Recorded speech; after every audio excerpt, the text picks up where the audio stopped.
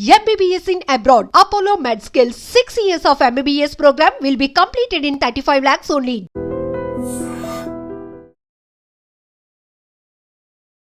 Hi hello నమస్తే welcome to iDream media. నేను మీ శ్రావ్య. మనతో పాటు ఇప్పుడు ఉన్నారు certified financial planner Madhavi Reddy గారు. నమస్తే మ్యామ్. నమస్తే అండి. ఇవాళ చూసుకుంటే స్టాక్ మార్కెట్స్ చాలా పాజిటివ్గా వచ్చాయి. దానికి మెయిన్ రీజన్ ఏమంటారు?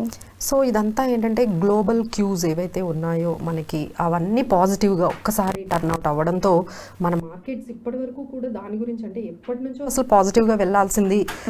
లైక్ ఒకసారి మనకి ట్యాక్స్ ఎగ్జంప్షన్స్ 12 lakhs ఇచ్చినప్పుడు వెళ్ళాల్సింది, తర్వాత మనకి రెపో రేట్ ఆల్మోస్ట్ 1% తగ్గించినప్పుడు వెళ్ళాల్సింది. బట్ బికాజ్ ఎప్పుడు మనకి పాజిటివ్ న్యూస్ వచ్చినా బయట కంట్రీస్ నుంచి బయట గ్లోబల్ న్యూస్ చాలా నెగిటివ్గా ఉండడంతో మనం చాలా వరకు ఈ ర్యాలీ అనేది చాలా డిలే అయిపోయింది. సో ఫైనల్లీ ఈసారి అయితే మాత్రం 25,200ని బీట్ చేస్తూ చాలా కాన్ఫిడెంట్గా మార్కెట్స్ అయితే 25,549 ఆల్మోస్ట్ 300 పాయింట్స్ అబౌవ్ మనకి నిఫ్టీ ఈరోజు క్లోజ్ అయిందండి. అలానే సెన్సెక్స్ 83,755 దగ్గర క్లోజ్ అయింది. ఆల్మోస్ట్ 1000 పాయింట్స్ ఈరోజు మనము అప్ సైడ్ చూసాము. So very much close to all time high అండి. అంటే నిఫ్టీ మనకి ఆల్ టైమ్ హై చూసుకుంటే 26,277, అలానే మనకి సెన్సెక్స్ ఆల్ టైమ్ హై అయితే 85,978. సో ఈ విధంగా మనం చూసుకున్నట్లయితే we are very much towards all time హైకి వెళ్ళిపోతున్నట్టుగానే మనకి కనిపిస్తుందండి. Very much close to that. So ఇదే విధంగా మనకి ఈ కొంచెం వార్ సిచ్యువేషన్స్ కానీ ఈ విధంగా కొంచెం సప్రెస్ అయితే డెఫినెట్లీ మనం చూస్తామండి. ఇది ఒక రీజన్. వార్ అనేది కొంచెం ఈ జియో పొలిటికల్ టెన్షన్స్ తగ్గడంతో పాటు ఒక్కసారిగా క్రూడ్ ఆయిల్ ప్రైజెస్ 20% కరెక్షన్ వచ్చిందండి. అంటే ఎక్కడ $77 నుంచి ఒక్కసారిగా $67 వరకు ఇప్పుడు క్రూడ్ ఆయిల్ అనేది కరెక్షన్ వచ్చింది. అది కూడా మనకి చాలా పాజిటివ్గా ఈ మార్కెట్స్ ఈ విధంగా ముందుకు వెళ్ళడానికి అయితే మనకు ఉపయోగపడే అని చెప్పొచ్చు. అలానే ఫెడ్ రేట్ కట్ అయితే ఈసారి జూలైలో తప్పకుండా ఉంటుంది.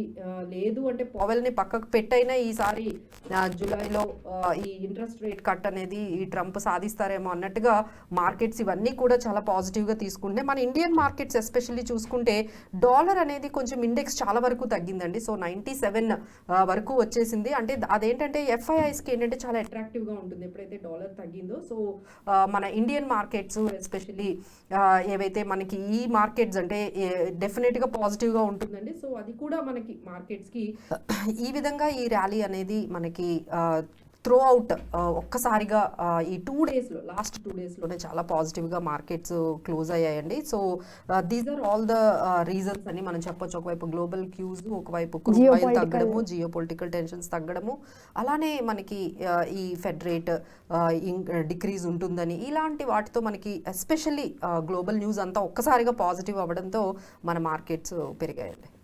ఇదే టైంలో మనము ఏ షేర్స్ మీద ఇన్వెస్ట్ చేస్తే మనకి లాభాలు వస్తాయి? సో ప్రతి ఒక్కరు అదే ఆలోచిస్తున్నారండి. అంటే ఇప్పుడు మళ్ళీ అంతా లైమ్ లైట్ ఒకసారిగా స్టాక్ మార్కెట్ మీదకి వచ్చింది. అంటే ఇన్ని జరుగుతున్న స్టాక్ మార్కెట్స్ మాత్రం అంతా అనుకున్నారు. చాలా మంది ఏమనుకున్నారంటే, చాలా మంది ఇన్వెస్టర్స్ ఏమనుకున్నారంటే చాలా క్రాష్ వస్తుంది. Even though we are telling very much resilient గా ఉన్నాయి, స్ట్రాంగ్ గా ఉన్నాయి అని చెప్తూ ఉన్న చాలా మంది ఇన్వెస్టర్స్ అయితే భయపడుతూ ఉన్నారు. సో ఫైనల్ గా వాళ్ళందరికీ ఒక బిగ్ రిలీఫ్ అనేది మనకి తెలుస్తుందండి. సో ఇప్పుడు ఇలాంటి టైంలో కొన్ని సెక్టార్స్ కొంచెం స్టాక్ స్పెసిఫిక్గా అయితే తప్పకుండా ఉండాల్సి వస్తుంది. ఫస్ట్ వన్ ఏంటంటే డిఫెన్స్ స్టాక్స్ అండి. ఇప్పుడు అందరూ చూసారు కదా. సో ఈ కంట్రీ చాలా వాళ్ళ డిఫెన్స్ సిస్టమ్ని దాని మీద ఎక్కువగా స్పెండ్ చేయాలి అనేది ఆలోచిస్తున్నారు. నాటో సమ్మిట్ అయిందండి 24-25 జూన్కి గాను యూరోపియన్ మెంబర్స్తో. వాళ్ళందరూ ఏం డిసైడ్ చేశారంటే అందరం కూడా ఈ ఏదైతే డిఫెన్స్ ఎక్స్పెండిచర్ ఉందో దాన్ని మనం ఇంక్రీజ్ చేద్దాము. ఇప్పుడు 2% ఆఫ్ జీడిపి ఉన్నది, 5% జీడిపి వరకు ఈ డిఫెన్స్ సిస్టమ్స్ మీద, ఈ ఫైటర్ జెట్స్ మీద, వీటి మీద మనము ఇన్వెస్ట్ చేద్దామని అందరూ డిసైడ్ అయ్యారు. సో దీనివల్ల చాలా వరకు ఈ మనకి ఎక్స్పోర్ట్స్ ఏవైతే 50,000 crores అనేది మనం టార్గెట్ పెట్టుకున్నాము. సో అన్ని కంట్రీస్ ఇప్పుడు అందరూ కూడా డిఫెన్స్ ఎక్విప్మెంట్స్ కొంటూ ఉంటే మనం చాలా ఎక్స్పోర్ట్స్ అనేది టార్గెట్ పెట్టుకున్నాము, అది రీచ్ అయ్యేటట్టుగా కానీ కనిపిస్తుందండి. సో ఈ డిఫెన్స్ సెక్టార్స్లో ఉన్న stocks HAL, BEL, Paras defence, అలానే మనకి గార్డెన్ రీచ్, డేటా ప్యాటర్న్స్, ఇలాంటి కొన్ని స్టాక్స్ అయితే చాలా లైమ్ లైట్లోకి వచ్చాయండి డిఫెన్స్ స్టాక్స్. సో ఆ తర్వాత మనం చూసుకున్నట్లయితే IndiGo is looking very good అండి. ఎందుకంటే ఇండిగో ట్రాఫిక్ అంటే అందరూ కూడా ఎయిర్ ట్రావెల్ బాగా ప్రిఫర్ చేస్తున్నారు, చాలా ప్రిఫర్ చేస్తున్నారు కాబట్టి సో ట్రాఫిక్ ఇంతవరకు చూసుకుంటే 140 lakh crore ప్యాసింజర్స్ ఇండిగోలో ట్రావెల్ చేసినట్టుగా వాళ్ళు చెప్తున్నారు. వాళ్ళకి మొత్తం మార్కెట్ షేర్ అనేది 64% ఉందండి. సో ఎవరైనా ఈ పర్టికులర్ దీంట్లో మనం ఇన్వెస్ట్ చేసుకోవాలి, ఎందుకంటే ఇప్పుడు కొంచెం ఎయిర్ ఇండియా ఇంకా బాగా డౌన్ అయింది ఈ రీసెంట్ ఇన్సిడెంట్స్ వల్ల. సో ఈ ప్యాసింజర్స్ అందరూ కూడా ఈ ఇండిగోకి ఏమైనా షిఫ్ట్ అయితే ఇంకా definitely that will be a very positive for IndiGo అని మనం చెప్పొచ్చు. అలానే మనకి కొన్ని ఫైనాన్షియల్ సెక్టార్స్ లైక్ అంటే అందులో ఉన్న కొన్ని companies like SBI, ICICI, Jio financials, ఇలా ఫైనాన్షియల్ సెక్టార్స్ వైపు వెళ్ళొచ్చు, అలానే డిఫెన్స్ వైపు వెళ్ళొచ్చు. అలానే ఇప్పుడు మనం చెప్పుకున్నట్లుగా ఈ పర్టికులర్ ఇండిగో అనేది ఈ పర్టికులర్ రీజన్స్ వల్ల మనకి చాలా పాజిటివ్గా మనకి కనిపిస్తుందండి. అలానే కొన్ని కెమికల్ స్టాక్స్ని కూడా మనము తీసుకోవచ్చు. So these are all positive sectors, chemical కానీ లేకపోతే ఇలా డిఫెన్స్ సెక్టార్స్ కానీ, ఇలా మనం ఇండిగో ఇలాంటి కొన్ని చాలా సెలెక్టివ్గా, చాలా సెక్టార్ స్పెసిఫిక్గా ఉండాలి. అలానే చాలా సెలెక్టివ్గానే మనకి ఇప్పటి నుంచి మార్కెట్లో కొంచెం జాగ్రత్తగానే ఇన్వెస్ట్ చేయాలండి. అంటే రీసెంట్ ఇన్సిడెంట్స్ వల్ల మనము ఇన్వెస్ట్మెంట్ ఫేస్ చేసుకుంటున్నాం కదా మ్యామ్, ఇదే కంటిన్యూ అవుతుందంటారా లేకపోతే మళ్ళీ మనం ఆలోచనలు మార్చుకోవాలనుకుంటారా? సో ఇప్పుడు ఇంకా మనకున్న ఇక్కడ నుంచి మార్కెట్ ఎలా వెళ్ళబోతుంది, ఇప్పటి వరకు ఎలా అయినా చాలా మార్కెట్ ఎన్ని ఒడిదుడుకులు వస్తూ ఉన్నా, ఎన్ని నెగిటివ్ న్యూసెస్ వస్తున్నా మార్కెట్ అనేది ముందుకు వెళ్తుంది. సో ఇక్కడ నుంచి వాట్ నెక్స్ట్, ఇక్కడ నుంచి మనకి ఎఫెక్ట్ చేసే అంశాలు ఏమున్నాయి మార్కెట్కి అనేది మనం చూసుకున్నట్లయితే ఈ July 9th మనకి క్లోజ్ అయిపోతుందండి. అంటే ట్రంప్ ఏదైతే టారిఫ్స్ పాజ్ అనేది పెట్టారో, సో ఈ పాజ్ కి డెడ్ లైన్ July 9th. అది క్లోజ్ అయ్యే లోపు ఏ విధంగా ఈ ట్రేడ్ పార్ట్నర్స్ తో ఆయన బిహేవియర్ ఎలా ఉంటుంది, సో వెరీ అన్ప్రెడిక్టబుల్ కదా. సో అదొకటి కొంచెం థ్రెట్ మార్కెట్ కి, కొంచెం వాల్టిలిటీకి అది ఒకటి అంశం అయ్యేటట్టుగా కనిపిస్తుందండి. అలానే అన్ని దేశాలు కూడా కొంచెం ఈ వార్ వల్ల కొంచెం డిస్టర్బ్ అయి ఉన్నాయి, అది ఎప్పుడు ఎరప్ట్ అవుతుందో తెలియదు. So these are all 2 things that might take you to the next level. మన బేసిక్గా మన డొమెస్టిక్గా మాత్రము అంత ఇబ్బంది లేదండి, ఎందుకంటే మాన్సూన్స్ బాగున్నాయి all over India. So rural consumption పెరుగుతోంది. So everything is on right now. ఎంత కూడా ఇండియన్ కాంటెక్స్ట్ లో చూసుకుంటే అంతా పర్ఫెక్ట్ గా ఉంది. సో ఏమైనా మనకి మార్కెట్ కి ఏమైనా కొంచెం నెగిటివ్ పాయింట్స్ ఉన్నాయి అంటే అది గ్లోబల్ నుంచి మనకి రావచ్చు. సో ఐదర్ యుఎస్ ఎకానమీ ఎలా ఉండబోతుంది, అక్కడ డౌన్ సైడ్ డౌన్ ఏమైనా అవుతుందా, వాళ్ళ జీడిపి గ్రోత్ ఎలా ఉండబోతుంది, సో ఇలాంటి అంశాల మీద, అలానే ట్రేడ్ అగ్రిమెంట్స్ ఎలా జరగబోతాయి ఇంకా ఈ నెక్స్ట్ July 9th మనకి డెడ్ లైన్ లోపు, వీటి మీదే మార్కెట్స్ అనేవి రెస్పాండ్ అవుతూ ఉంటాయి. బట్ ఏంటంటే ఎవ్రీవన్ ఈ పాటికే అర్థమై ఉంటుంది మార్కెట్స్ ఒకసారి పాజ్ తీసుకున్నా మళ్ళీ నెక్స్ట్ లెవెల్కి వెళ్ళడానికి రెడీగా ఉన్నాయని. సో మీకు కావాల్సిన ఇన్వెస్ట్మెంట్స్ మీకు రిస్క్కి తగ్గట్టుగా ఎస్పెషల్లీ ఒక ఫైనాన్షియల్ ప్లానర్ని మీట్ అయ్యే చేసుకోండి, ఎందుకంటే markets are not so easy now. ఇప్పుడు చాలా చాలా వాల్టిలిటీ ఉంది. మనము ఒక స్టాక్ కొంటే ఆ స్టాక్ తప్ప అన్ని పెరుగుతూ ఉన్నాయి. మనం ఒక సెక్టార్లోకి ఎంటర్ అవ్వగానే అక్కడ మళ్ళీ నెగిటివ్ న్యూస్ రాగానే మళ్ళీ వచ్చేస్తుంది. సో చాలా అన్ప్రెడిక్టబుల్గా ఉన్నాయండి. బెటర్ మనకు తగ్గట్టుగా అసెట్ అలొకేషన్ చేసుకుంటూ, డైవర్సిఫికేషన్ చేసుకుంటూనే ముందుకు వెళ్ళాలి.